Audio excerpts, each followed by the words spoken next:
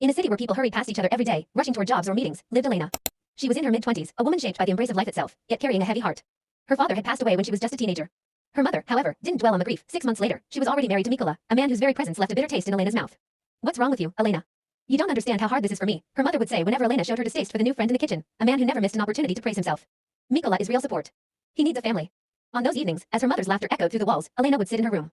She listened to her mother recount stories of their past life to this new man, stories of her father's hard-earned success, wealth her mother could never have achieved on her own, despite her attempts. The thought began to take root. Her mother had chosen a husband over her daughter. "I don't need any of this," Elena would mutter, bitterness blooming inside her. "Mom, is this really it? Is this all you want?" the instinctive part of her soul screamed. "Did you forget about me?" But her mother was so intoxicated by her new life that she couldn't hear her daughter's cries.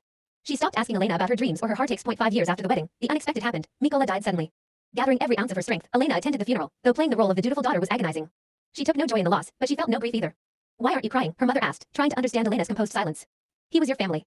"Mom," Elena replied flatly, "I've simply been freed from something I never wanted in my life." Years passed. Her mother began pestering her about her personal life. "Why haven't you settled down? Why won't you date anyone seriously?" To Elena, these conversations felt hollow.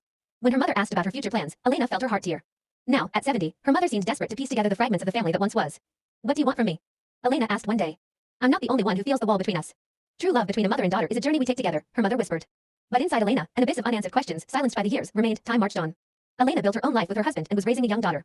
One day, her mother called out of the blue with a proposal. She wanted to sell her apartment and give a portion of the proceeds to Elena. "I don't need your gifts, Mom," Elena said, her voice laced with distrust. "You don't understand. I want to give you everything I have left," her mother pleaded. "I have nothing in this life but you. You can't give back the memories I've spent years trying to forget while escaping that loneliness." Elena felt a surge of pity, yet she realized her mother wasn't necessarily looking for reconciliation. She was trying to drown out her own solitude. Perhaps eventually, through the layers of reflection accumulated over a lifetime, Elena would find the chance to voice every misunderstanding. In the city where the sun rose on a new day and old walls still held the echoes of their shared existence, Elena waited. "Mom," she finally said, "there are a million stories in our history that we still need to rewrite." In that moment, she felt a flicker of hope for the mutual understanding she had always dreamed of.